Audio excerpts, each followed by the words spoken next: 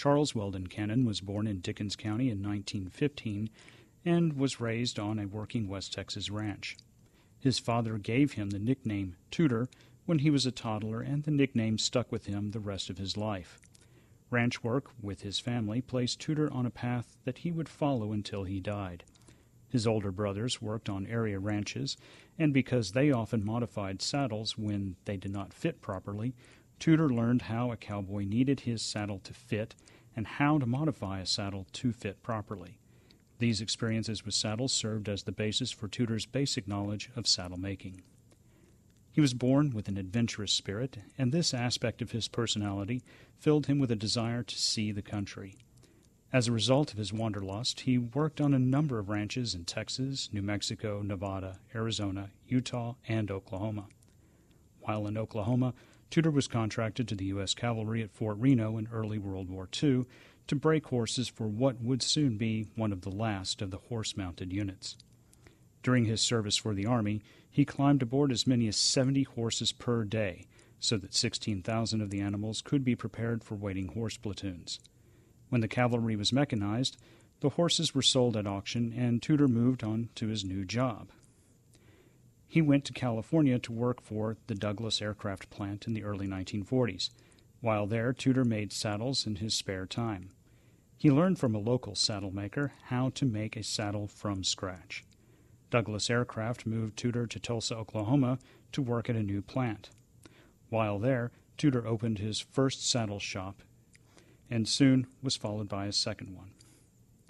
Tooter owned and operated the two shops with a partner and made saddles, boots, and tack for a variety of clients, including the Tulsa Police Department, people in the horse racing industry, and cowboys on the rodeo circuit.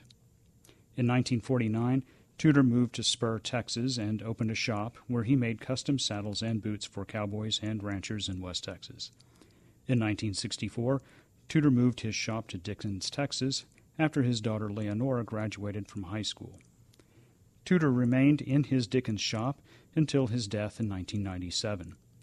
Regardless of where he made saddles, his philosophy remained the same. He focused on the function of the saddle and how it fit both the horse and the rider. In fact, he was obsessive about the shape of the saddle and how it would rest on the horse's back and how comfortable it was for the rider. With this passion for proper fit, Tooter created separate designs and patterns for short and tall riders. His attention to these details also meant that he was very finicky about each saddle tree, which is the foundation of most saddles. Tooter believed that most saddle makers tended to make a generic saddle that did not fit any one type of horse very well, and that many other saddle makers tended to get caught up in trends and fads. Tooter crafted his trees to accommodate the shape and the build of West Texas working ranch horses. Each saddle tree is traditionally a shaped wooden frame cut to fit the curve of the horse's back, and with Tooter saddles to also fit the seat of the rider.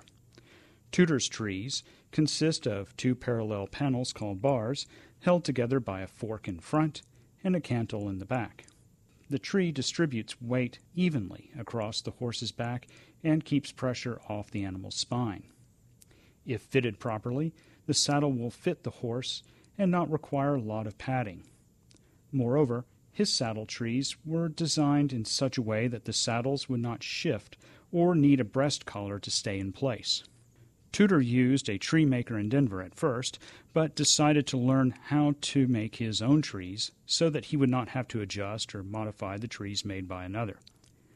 He was then able to make a tree for a specific rider and a particular type of horse. Then he drafted patterns for all of the leather and cut it to fit a specific saddle. His attention to quality and craftsmanship resulted in his saddles having a long lifespan. In fact, saddles that he made in the 1950s remain in use today. Tooter's hard work and detailed approach to making saddles resulted in a high demand for them. Cowboys in West Texas and beyond swore by his saddles, as did many famous trick riders and other performers on the rodeo circuit. Also, his work has made its way into many private collections. When he was alive, his saddles were in great demand, and many of his customers would not order a saddle from anyone else. But Tooter did not restrict his work to saddles. Tooter started making boots before he made saddles. Just as in his saddle making, Tooter's dedication to craftsmanship created boots that were comfortable and durable. And like his saddles, his boots were much sought after and prized by those who made their living on horseback. However, Tooter stopped making custom boots in 1970 and concentrated his efforts on saddles. However, he did find other outlets for his leatherworking skills. He made belts, watch bands, wallets, and other items for special customers. Tooter continued to do leather work mostly by hand until his death in 1997.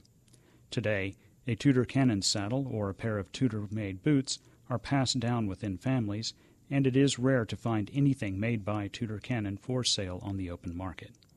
Thank you.